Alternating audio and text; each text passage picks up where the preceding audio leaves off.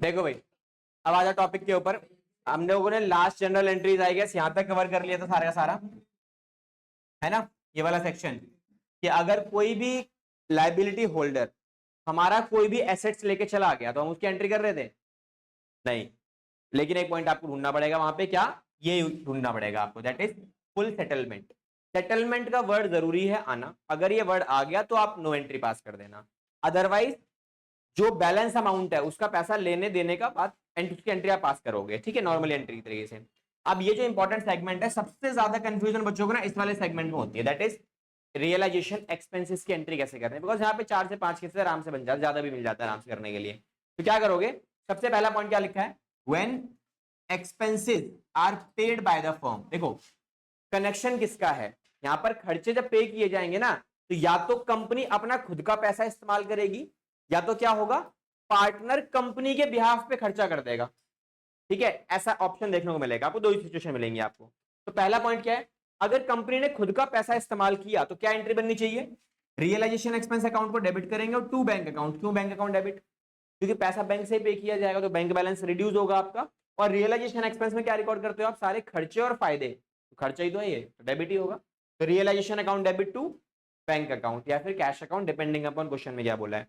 Then अच्छा, अब इसका सेकंड जो पॉइंट है ना, इसमें देखो क्या लिखा हुआ है, when firm has agreed to pay partner a fix amount towards the realisation expenses irrespective of the actual realisation expenses. मतलब भाई मेरे पास एक पार्टनर, हम सारे मिलकर काम कर रहे हैं, ठीक है, हम सारे पार्टनर हो सकते हैं ना एक फर्म में, ठीक है, मैंने बोला भाई कि आपको रियलाइजेशन एक्सपेंस मतलब फर्म को बंद करने का जिम्मेदारी मैंने पकड़ा दी इनको, मैडम को मैंने बोला आप देखो, हम सब ने मिलकर फर्म ने डिसाइड किया इसको 10,000 रुपए देंगे अलग से, किस चीज का, ये पूरी जिम्मेदारी उठाने का।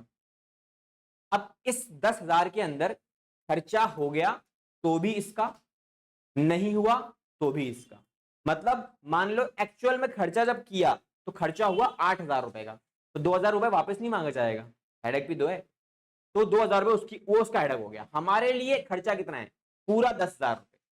अब मान लो 8,000 नहीं हुआ, इसका खर्चा हो गया एक्सपेंसेस का 12,000 रुपए, तो क्या 2,000 रुपए एक्स्ट्रा मांग सकती है ये, नहीं मांग सकती। क्यों, क्योंकि हमने ठेका दे दिया एक तरीके से। अब ठेकेदार को तुम ठेका दे रहे हो, ठीक है, किसी भी काम को करने का, तो क्या वो पैसा एक्स्ट्रा मांगेगा फ्यूचर में आपसे, वो नहीं मांगेगा, क्योंकि आपने लमसम अमाउंट क्या लिखा है, पार्टनर में फर्म ने एग्री किया है, क्या एग्री किया है, एक पार्टनर के साथ एग्रीमेंट क्रिएट किया है एक फिक्स अमाउंट का, कि भैया हम आपको इतना अमाउंट देंगे, किस चीज का, रियलाइजेशन एक्सपेंसेस का, कि भैया जिम्मेदारी पकड़ो, केवल आपको बेचना है सब कुछ, लाइबिलिटी होल्डर्स को पैसे देने हैं, और इसमें जो भी खर्चा होगा आने जाने का, बोर्ड बनवाने का, कुछ भी करने का, उसमें जो भी खर्चा आएगा वो सब आपकी जिम्मेदारी।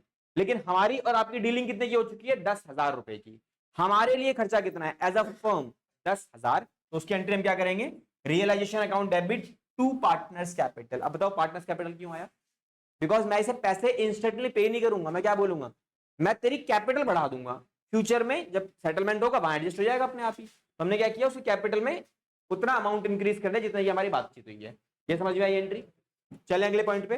देखो अब अगला पॉइंट क्या है, यहां देखो क्या लिखा है, when actual expenses are paid by the firm on behalf of a partner. अब यहां पे क्या हुआ, मैंने जिम्मेदारी पकड़ाई इसको 10,000 रुपए में, बिजनेस को बंद करने के लिए जिसमें खर्चा हुआ लेट सपोज 15,000 रुपए।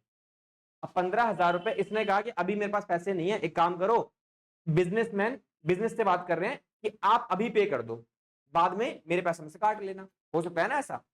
तो हमने क्या किया, इसके बिहाफ पर बिजनेस ने पैसा पे किया, तो बिजनेस अगर पे करेगा तो क्या करेगा, बाद में रिकवर भी तो करेगा, तो बिजनेस का पैसा इस्तेमाल हुआ तो बैंक बैलेंस कटेगा, और पैसा फ्यूचर में रिकवर कैसे, क्या ये हमारा खर्चा एज अ बिजनेसमैन, नहीं, खर्चा किसका था ये, पार्टनर का, लेकिन पार्टनर का खर्चा फर्म ने बियर किया। तो फर्म अगर कोई खर्चा बियर कर रही है किसी और का जो पार्टनर है, तो पार्टनर का पैसा काटेंगे हम लोग, तो काटेंगे तो एंट्री क्या बनती है, partners capital account debit to bank. Clear. चलो अब इसके बाद क्या लिखा है next, however if a partner himself pays and agreed not to get reimbursed. क्या लिखा है, पार्टनर बोलता है भैया मैं खर्चा कर देता हूं और मुझे उसके बाद में पैसे भी नहीं चाहिए, पैसे चाहिए नहीं तो फिर एंट्री बनती है, एंट्री भी नहीं बनती। पार्टनर कह रहा मैं अपनी जिम्मेदारी ले रहा हूं, मैं पूरा बिजनेस बंद भी करवा दूंगा, जो भी खर्चा होगा मैं देख लूंगा, कोई दिक्कत नहीं है, आप टेंशन ना लो। तो हमारे लिए एंट्री नहीं बनती जब खर्चा हुआ ही नहीं है और पार्टनर कह रहा है कि मैं खर्चा कर दूंगा। तो पार्टनर कर रहा है क्या, हम पार्टनर के लिए काम कर रहे हैं, हम तो फर्म के लिए काम कर रहे हैं, और फर्म की जेब से ना पैसा किसी को देना है, ना किसी से लेना है, ना कुछ करना, कुछ भी नहीं करना। पार्टनर खुद ही मना कर रहा है, हम क्या करें, तो हम एंट्री पास ही नहीं करेंगे, नो एंट्री। क्लियर। देखो अब नेक्स्ट पॉइंट पे आओ, क्या लिखा है, व्हेन द पार्टनर एग्रीड्स टू पे the expenses on the behalf of a firm. क्या हुआ भाई, खर्चा किसका है, फर्म का, पैसा पे किसने किया, पार्टनर ने, लेकिन रिस्पॉन्सिबिलिटी उसकी नहीं है इस बार, वो अपनी मर्जी से कर रहा है।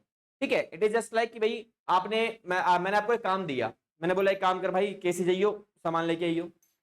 अब तुमने क्या किया, तुम सामान लेके आए, सामान जो भी मैंने तुमसे सामान मंगाया, 600 रुपए का बिल बना, तुमने अपने जेब से पैसा पे कर दिया, मुझे फोन नहीं किया कि सर वो इतने का पेमेंट करना था।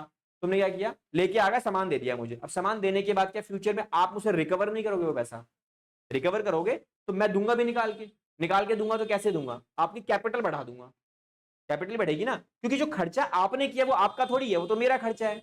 और बिजनेस अपना खर्चा कहां रिकॉर्ड करेगा, सारा रियलाइजेशन अकाउंट को ले देके एक ही अकाउंट बचा है हमारे पास अब, दैट इज रियलाइजेशन। तो एंट्री क्या बनती है, realisation account debit to partners capital. अब देखो कोई भी एंट्री में अगर आपको ये समझ में नहीं आ रहा कि डेबिट क्यों हुआ और कौन सा अकाउंट डेबिट हुआ और वही क्यों डेबिट हुआ, that is realisation account debit और टू पार्टनर्स कैपिटल, उसके ऊपर बात कर लेंगे। ठीक है, नहीं समझ में आया तो बता देना कि सर आप ये रियलाइजेशन डेबिट क्यों कर रहे हो, पार्टनर्स कैपिटल क्रेडिट क्यों कर रहे हो, इसके पीछे का लॉजिक समझ में आना चाहिए। बिकॉज एंट्री मैक्सिमम टाइम बच्चों जो गलती करते हैं ना इस चैप्टर के अंदर, वो एंट्री यार रट्टा मार लेते हैं।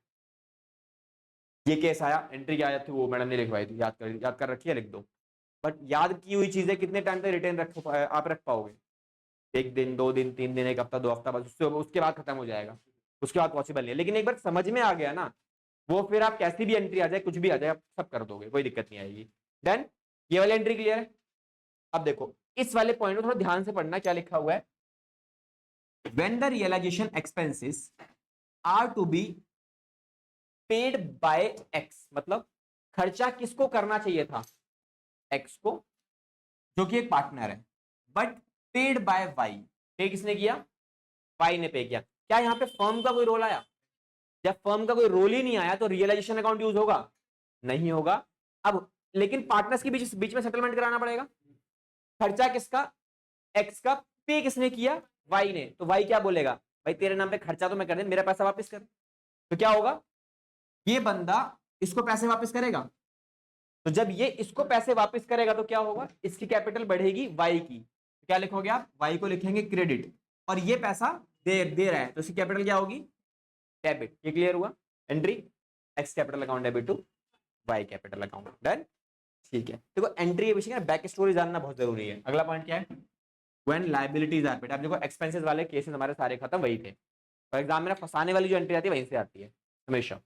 ठीक है, अब आ जाओ लायबिलिटी, क्योंकि एसेट्स हमने बेच दिए थे कल की क्लास में, लास्ट क्लास में, एक्सपेंसेस हमने कवर कर लिए। ठीक है, जब ये खत्म हो जाएंगे हम सीधा क्वेश्चन स्टार्ट करेंगे अब, बट पहले लायबिलिटीज पे आ जाओ। अब लायबिलिटीज की पेमेंट करनी पड़ती है, बिजनेस बंद कर रहे हो तो एसेट्स तो बेच दिया आपने, पैसे इकट्ठा हो चुका है, पैसा इकट्ठा होने के बाद आप क्या करोगे, सबसे पहले लायबिलिटीज को बुलाओगे और उनको पैसा देना शुरू करोगे। पैसा दोगे तो क्या एंट्री बनेगी, realisation account debit to bank, bank balance कम होएगा, और सारी लायबिलिटीज हमने कहां रिकॉर्ड कर रखी है, on the liabilities on the realisation account. तो रियलाइजेशन में किस तरफ रिकॉर्डेड है, सारी लायबिलिटीज क्रेडिट साइड, बताया था ना, जब आप ट्रांसफर करते हो तो कैसे करते हो, ये हमारी बैलेंस शीट गिवन है, यहाँ लायबिलिटी, यहाँ एसेट्स है, ये सारी लायबिलिटीज आपने उठाई और यहाँ डाल दी, कहां पे, रियलाइजेशन अकाउंट के अंदर, किस तरफ डाली आपने, ये क्रेडिट साइड। और जब आप इनकी पेमेंट करोगे तो रियलाइजेशन डेबिट साइड पे आएगा, इसीलिए क्या लिखा आपने, रियलाइजेशन को डेबिट किया और टू बैंक। देन अच्छा, अब इसके बाद क्या लिखा है next, when a partner discharges a liability. Partner अगर कोई लायबिलिटी डिस्चार्ज कर रहा है, मतलब पार्टनर पे कर रहा है लायबिलिटी, तो पैसे मांगेगा वो फ्यूचर में, बोलेगा नहीं भैया तुम्हारी लायबिलिटी मैंने पे करी है, मुझे पैसे दो, कैसे दोगे, उसी कैपिटल बढ़ाकर। तो एंट्री क्या बनती है, realisation account debit to partners capital account, same वही है, the liability account is transfer to a realisation account to the partners capital account by recording the following entry. क्या करोगे आप, जो भी लायबिलिटी आप पार्टनर से कैपिटल अकाउंट में ट्रांसफर मार रहे हो, पैसा हम थोड़ी पे कर रहे हैं, पार्टनर पे कर रहा है, हम तो पार्टनर को दे रहे हैं, हम पार्टनर को पैसे दे रहे हैं ना, ऊपर वाला बैंक आया था बिकॉज पैसा हमने दिया है एज अ फर्म, यहां पर पैसा पार्टनर दे चुका है, हम पार्टनर को वापस कर रहे हैं, रीइंबर्स कर रहे हैं, तो ये उसकी एंट्री आ जाती है। नेक्स्ट क्या है, फॉर रियलाइजेशन ऑफ, हाँ रियलाइजेशन डेबिट इसलिए किया बिकॉज लायबिलिटी किसकी है, फर्म की है ना, तो फर्म की लायबिलिटी है, तो फर्म की लायबिलिटी कहाँ रिकॉर्डेड है, सारी क्रेडिट साइड पर। जब आप इनको कैंसिल करोगे तो कहाँ रिकॉर्ड करोगे, डेबिट करोगे ना इसे, इसलिए डेबिट किया है। नेक्स्ट, किसी भी अनरिकॉर्डेड एसेट्स को आपने बेच दिया, तो ये बिजनेस बंद करते हैं, छोटी मोटी चीजें ऐसे निकल आती है, दिवाली टाइम पे सफाई करते हैं ना हम लोग, सफाई करते करते तुम्हें पुरानी कुछ चीज मिल जाती पड़ी हुई, अबे ये कपड़ा तो मैं ढूंढ रही थी बहुत दिन के बाद, मिले, अब ड्रेस मिली है, कहाँ पड़ी थी, और आधी ड्रेस चूहे में उतर मारी, ठीक है, होता है ऐसा, बहुत सारी चीजें मिल जाती हैं ऐसी, और कुछ कुछ चीजें ऐसी मिल जाती है। और मेरी मम्मी का ना एक पेट डायलॉग भी घर में चलता है, कह रहा कोई भी सामान ढूंढ रहा होता हूँ ना, तुम्हारे घर में चलता होगा, कोई भी सामान ढूंढ रहा हो तो मेरी मम्मी कहती है ढूंढी मत अभी, मैंने कि क्यों भाई, तो अभी तो ढूंढ रहा है, अभी नहीं मिलेगा, तू कुछ और ढूंढेगा तब वो मिलेगा, होता है ऐसा हमारे साथ, और बहुत बार होता है, तो मम्मी कहते तुम ढूंढ रहे, परेशान हो रहे, मत ढूंढ उसे, मैंने कहा बहुत इंपॉर्टेंट है, आज ही ढूंढना है, तो आज ढूंढ लो, कितना भी नहीं मिलने वाला, ठीक है। हाँ, आधार कार्ड और शकल ही हमारी डिफरेंट होती है, बंदर ये शकल पड़ी आधार कार्ड वाली, दिखा किसी को दिखाओ तो भरोसा ही नहीं होता, ठीक है। आधार कार्ड में भाई साहब मैं अपनी शकल अपडेट करा के आया था जानबूझ के, वो पुराना वाला आधार कार्ड किसी को दिखा दूं तो मानेगा ही नहीं कि मेरी शकल है वो, ठीक है। तो जो आधार कार्ड बन रहे थे ना वो वाले, कि बस भीड़ लगी हुई थी लाइन में, बस घुस जाओ, तो वो बंदे आ रहे सामने बिठाया और क्लिक मारो, उसे ये भी नहीं पता बंदे शक्ल दिख कैसी रही है, आंख बंद हो गई है, दिख बंद खुली हुई है, क्या हो रखा है, मुंह खुला है, दांत दिख रहे हैं, कुछ भी आ रहा है भाई, बस क्लिक मारने से मतलब हो गया, चलो निकलो निकलो निकलो फटाफट। सबकी डेट ऑफ बर्थ 1 जनवरी, सबकी डेट ऑफ बर्थ 1 जनवरी डाल रखी है उसने, ईयर पूछता था बस वो, भाई साहब ईयर बताओ, सब भाई साहब ऐसे कौन है भाई साहब, 1 जनवरी को लाइन लगा रखी हॉस्पिटल में, ठीक है, सबकी डेट बाद में चेंज कराई मैंने, ठीक है जी। चलो ये क्लियर हुआ, डन।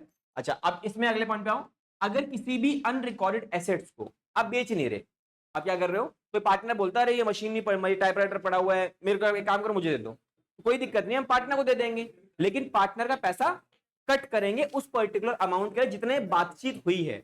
अब मान लो एक टाइपराइटर मिला और उसकी वैल्यू, एस्टिमेटेड वैल्यू 5,000 रुपए है, मेरी पार्टनर बोलता है मैं 500 नहीं दूंगा, मैं दूंगा 3,000 रुपए, क्या उसे दे दोगे आप, बिल्कुल दे दो, कोई दिक्कत नहीं है, लेकिन पैसा कितना काटोगे उसका, 5 या 3, 3 ही काटोगे ना, 2 का लॉस हुआ, भाई लॉस कहां से हो गया, तुम्हारी बुक्स में तो था ही नहीं वो, तुम्हारे लिए तो अदृश्य आइटम है, दिखा लेकिन दिखाई नहीं दे रहा है वो, ठीक है, तुम्हारा ना बेशरम हो लेकिन पता नहीं है कितनी देर दिखाई दे रही है, ठीक है जी। तो नजर नहीं आती कुछ चीजें, वो सारी चीजें ही है, तो ऐसा ही कोई एसेट्स है पर नजर नहीं आ रहा, बिका नहीं है, पार्टनर लेके गया इसीलिए, हाँ बट पैसा तो काटेंगे ना हम इससे, एक्स्ट्रा फायदा, फायदा कहां जाएगा, रियलाइजेशन के क्रेडिट साइड पे, और ये फायदा क्यों हो रहा है, पार्टनर पैसा काट रहे हो, ठीक है। अच्छा इसके बाद नेक्स्ट, अरे शांति भाई, हाँ भाई, हाँ तुम्हें ये सुन लो, मैं क्या करा रहा हूं इधर।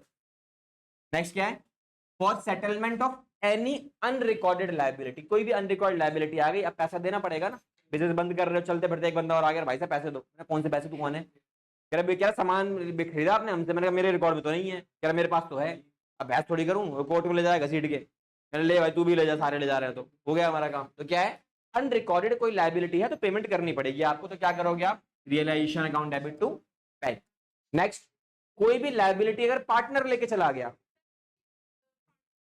To partners, exactly second point वही है, कोई भी अनरिकॉर्डेड लायबिलिटी कौन ले गया, पार्टनर ले गया, तो एंट्री क्या बनती है, realisation account debit to partners capital account, ठीक है। ये लेक्चर, ये नोट्स वगैरह मैं शेयर कर दूंगा आपके साथ, ठीक है, पीडीएफ का सॉफ्ट कॉपी आपको निकाल के दे दूंगा, उसमें से कर लेंगे।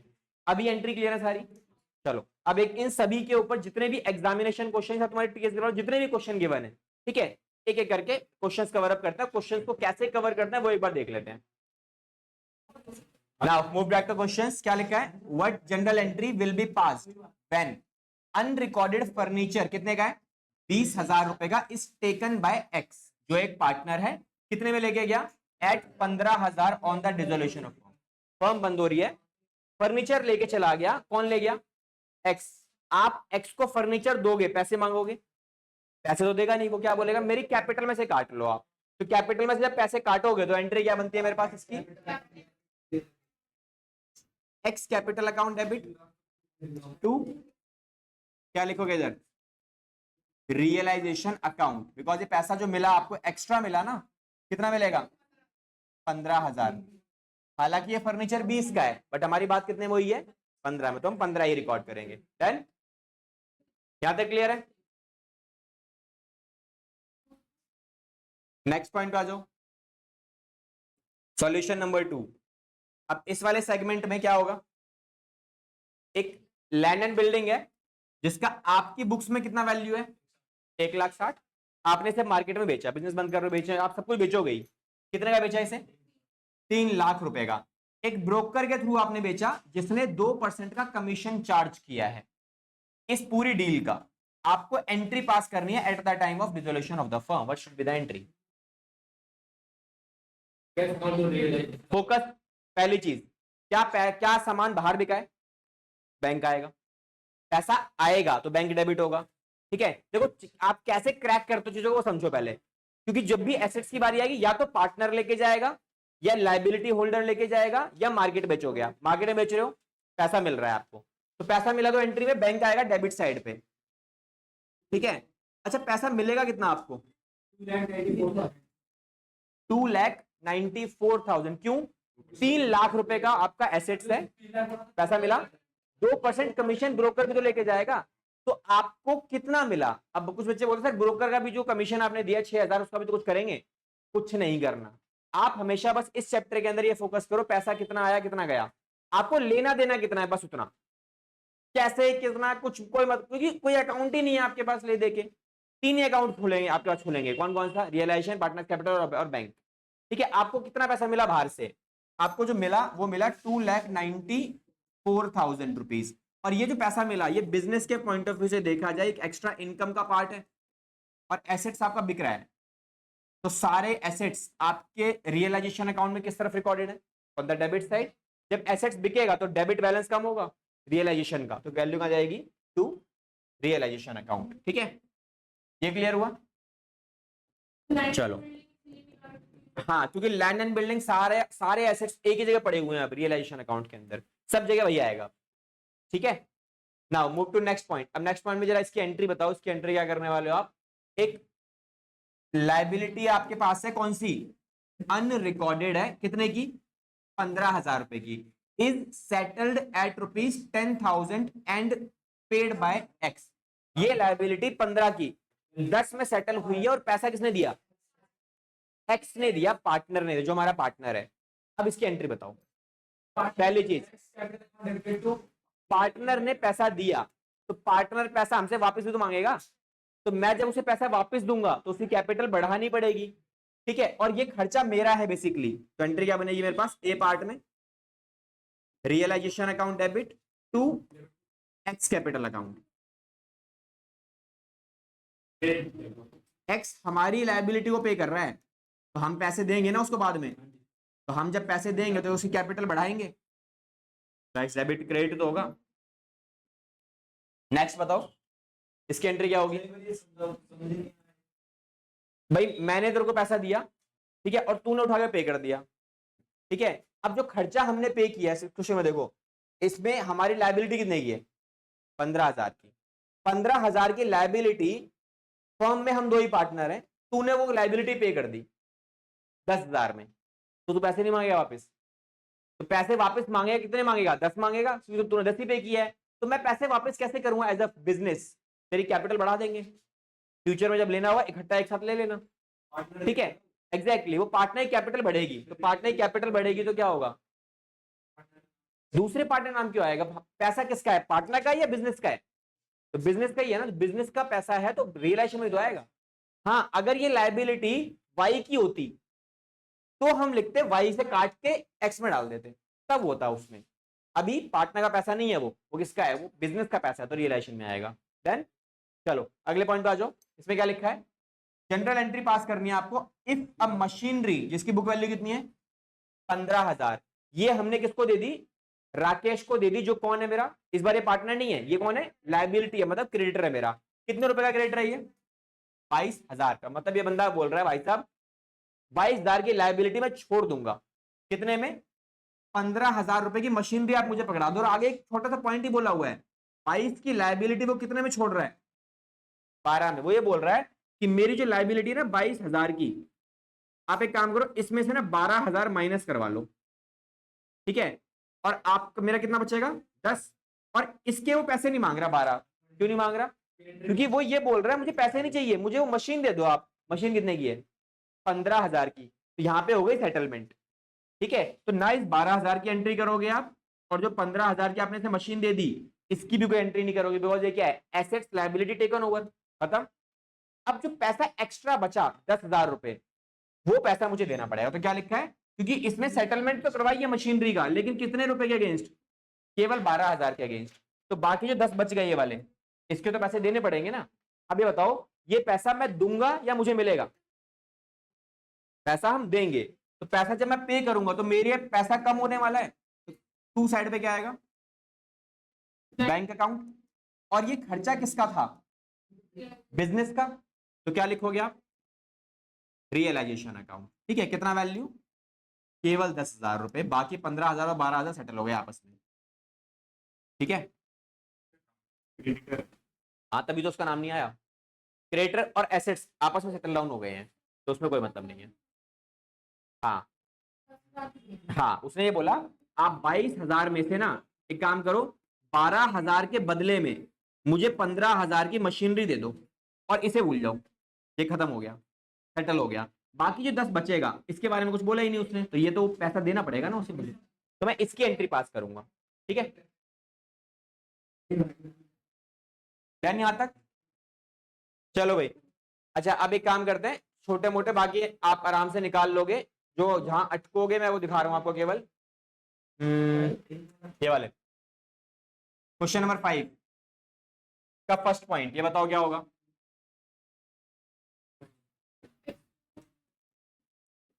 सॉल्यूशन नंबर फर्स्ट का ए पॉइंट क्या एंट्री होगी?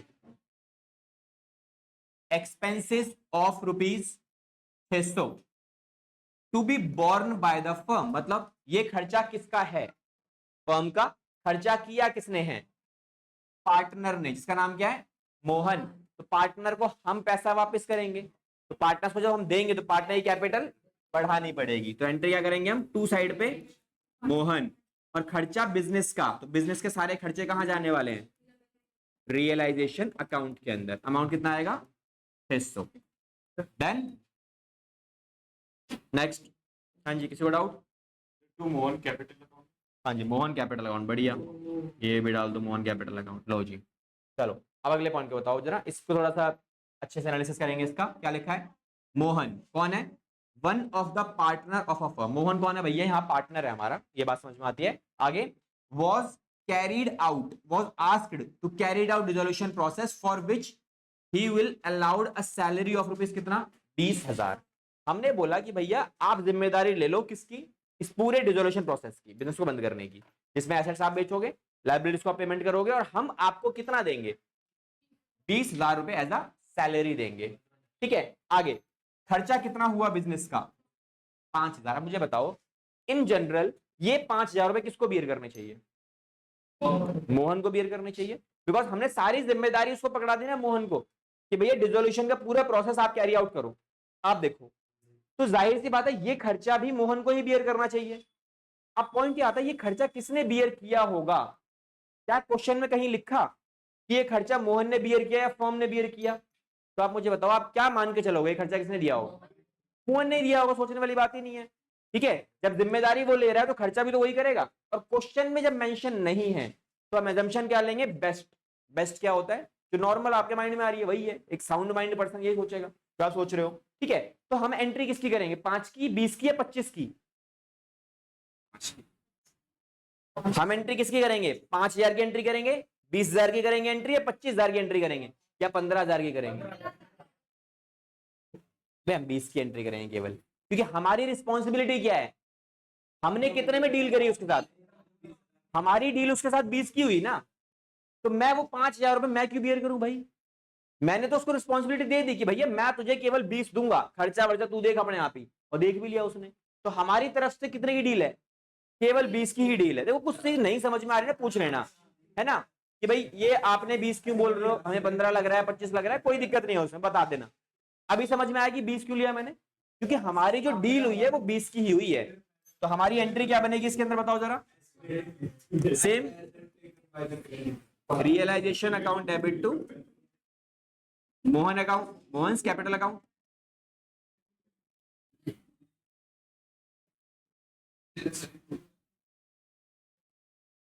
₹20,000।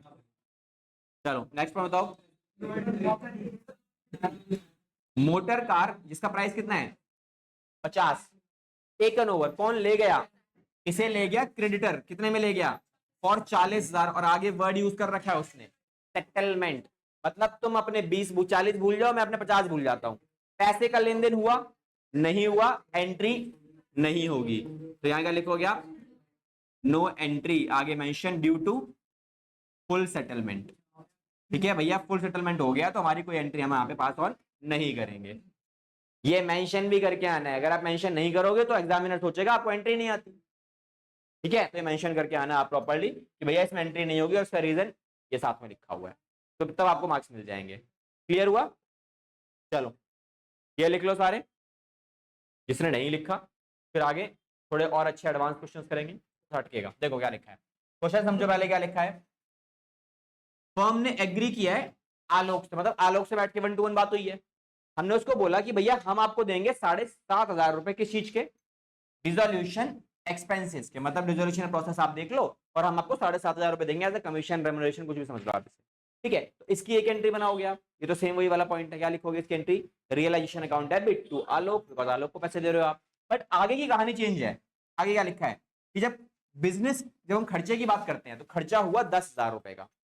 अब यहां तक कोई दिक्कत नहीं है, आगे लिखा है which was paid by the, खर्चा पे किया किसने, फर्म ने पे किया, बट करना किसको चाहिए था, आलोक भाई साहब को, तो क्या एंट्री बनती है, partners capital to bank account, because पैसा तो मैंने पे किया है एज अ बिजनेस, तो हमारा पैसा कम होगा, तो इसमें 2 एंट्री बनेंगी आपके पास। ठीक है, तो सॉल्यूशन नंबर 7 में ए पार्ट में फर्स्ट एंट्री जो बनेगी, जितने में हमारी उसके साथ बात हुई है, that is realisation account debit to Alok capital account, ये पहली एंट्री। हाँ जी, खर्चा है ना हमारा, तो हमने उससे बातचीत कर रखी है, तो हमारा तो एक्सपेंस है वो। अब इसके बाद क्या होगा, नेक्स्ट हमने आलोक के ब्याह पर पैसा खर्च किया, कितना 10,000 रुपए, जो हम आलोक से रिकवर करेंगे, तो उसकी एंट्री बैंक अकाउंट आ जाएगी नीचे। Done, so these are the entries in your first point. Now move back to B point. जितने भी एसेट्स मतलब वो सारे रियलाइजेशन अकाउंट्स में हैं। हाँ, एसेट सारे रियलाइजेशन अकाउंट से सेटल किए जाएंगे, चाहे लायबिलिटी चाहे एसेट्स हो आपके। ठीक है, सब कुछ, चाहे रिकॉर्डेड हो चाहे रिकॉर्ड, सब कुछ। हाँ जी, इस चैप्टर में यही क्या, रियलाइजेशन अकाउंट डिटेल देके सब कुछ वहीं से जाएगा। नेक्स्ट में बताओ उसमें क्या होगा, रियलाइजेशन एक्सपेंसेस कितने हुए 5,000 के। हमारी बातचीत हो रखी है कि हमने एग्री किया है कि भैया 2,000 तो हम लेंगे, बाकी जो बचेगा वो रवि लेगा, तो बाकी से मुझे मतलब नहीं है, तो हम क्या करने वाले इसकी एंट्री, क्या नहीं यही करो आप, अलग अलग करके रखो, कंबाइन मत करना, कंफ्यूज हो जाओगे। तो इसमें एंट्री क्या होगी,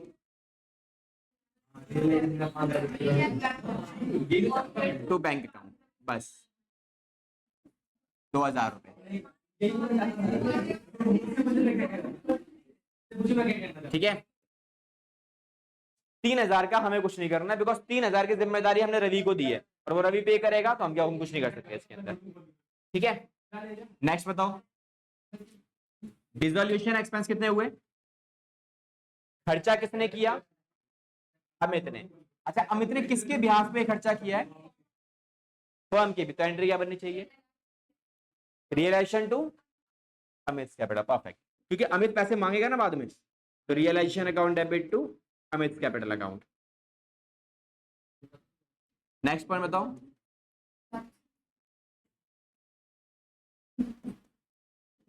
खर्चा कितना हुआ 10,000 का, रियलाइजेशन एक्सपेंस में कितना खर्चा आएगा 6,000। कह रहे रियलाइजेशन एक्सपेंसेस अप टू लिखा है, up to 6,000 agreed by the firm to reimburse Ajay, मतलब हमने क्या बोला कि भैया अजय भाई साहब आप जाके बिजनेस बंद करके आओ, 6,000 तक खर्चा हुआ तो हम देख लेंगे, उसके ऊपर हुआ तो हम नहीं देखेंगे। यहाँ पे अप टू बात बोली गई है, अप टू 6,000 तक हम देखेंगे बस, लेकिन जब खर्चा करने की बात आई एक्चुअली में कितना खर्चा हुआ है 7,000, तो हम अपने ऊपर खर्चा कितना लेंगे केवल 6,000, बाकी 1,000 रुपए में मतलब नहीं है, वो खुद देखेगा। तो एंट्री क्या बनेगी realisation account debit to Ajay's capital account. ठीक है, लो जी ये आपकी एंट्री बन जाती है कितने की 6,000। ठीक है भाई, तो ये हमारी transaction complete. Done, this is it, इसको नोट डाउन कर लो। ठीक है, आएगी छुट्टी। देखो ऐसा होगा, जो आपको प्रॉब्लम अभी फेस कर रहे हो ना आप, ऐसा होगा, और इसका ट्रिक समझा देता हूँ कैसे आपको ऐसे क्वेश्चंस को डील करना है। जो आपको पहले क्वेश्चन में मैक्सिमम प्रॉब्लम क्रिएट कर रहा होगा, समझ में नहीं आ रहा कि क्या करना है क्या नहीं करना है। ठीक है, तो जब आपको ना ऐसी पॉइंटर देखने को मिले कि आपको कुछ लगे कि यार इसमें दो दो वैल्यूज मिल रही हैं, कुछ दिया जा रहा है कुछ नहीं दिया जा रहा, तो आपकी काम करो, पहले पॉइंट को पढ़ो क्या लिखा है। क्रेडिटर कितने रुपए के हैं 85 के क्रेडिटर्स है तुम्हारे पास। अब 85 के क्रेडिटर्स ने क्या बोला, इन्होंने बोला भैया 40,000 रुपए का तो आप हमें दे दो नगद कैश, और बाकी जो बचा इन्वेस्टमेंट दे दो 43,000 रुपीज का, और करवा लो अपनी सेटलमेंट। तो मुझे एक बात बताओ, पहले आप लिखो यहाँ पे क्रेडिटर कितने रुपए के हैं 85 के क्रेडिटर्स है। इसमें इसने बोला दो हिस्से करो इसके, जिसमें एक हिस्सा है 40,000 का जो कि आप हमें कैश में पकड़ा दो, और एक हिस्सा बचा आपका कितने का 43,000 रुपीज का, इसमें आप क्या पकड़ा दो आपने अपनी खुद की जो बिजनेस में इन्वेस्टमेंट है वो हमें पकड़ा दो। अब आप इसमें देखो ये लायबिलिटी है, ये एक एसेट्स है, तो इसकी तो एंट्री आप करोगे नहीं बिकॉज ये एसेट्स और लायबिलिटी सेटल डाउन हो रहे हैं, इसकी नहीं एंट्री होगी। पैसा अब कहां पे आया, पैसा यहां पे आया, तो इसकी एंट्री करोगे। Now you are this paying this amount और receiving this amount, you are paying this amount ना, तो एंट्री क्या बनेगी तुम्हारे पास, बन गई entry realisation account debit to cash account. Cash बोला उसने, अमाउंट कितना है जो उसने बोला दैट इज 40। चलो अगली एंट्री बताओ। अब अगली एंट्री में तो उसने साफ साफ बोल दिया कि भैया 16,000 के क्रेडिटर से क्या बोला 18,000 का ले लिया, और वो सेटलमेंट भी हो गया, खत्म, कोई कुछ करना ही नहीं आपको। तो entry no entry due to settlement. Last point, इसकी एंट्री बताओ। अब देखो यहां पे हो क्या रहा है, यहां पे आपके क्रेडिटर्स कितने रुपए के, क्रेडिटर्स है 90,000 के। ये क्या बोल रहे हैं, ये बोल रहे हैं भैया एक काम करो, आपके पास ना एक बिल्डिंग है, बिल्डिंग कितने की है 1,20,000 की, ये बिल्डिंग आप ना हमें दे दो। ठीक है, और जो पैसा इसमें कितना डिफरेंस आ रहा है, बिल्डिंग 30,000 एक्स्ट्रा है ना, सेटलमेंट तो हुआ नहीं, उन्होंने बोला ये 30,000 रुपए जो एक्स्ट्रा है ये हम आपको वापस कर देंगे। अच्छी बात है, ले लो। तो पैसा यहाँ पे क्या हो रहा है, मिल रहा है, वापस आ रहा है। पैसा क्या लिखोगे इधर आप, account debit to realisation account. ठीक है, तो ये फाइनल एंट्री आपके पास बन जाएगी इसमें कितने की 30,000 रुपए की। डन, तो this is it. Now next class से दो थोड़े और एडवांस क्वेश्चंस करेंगे, बाकी अगली क्लास में देखेंगे।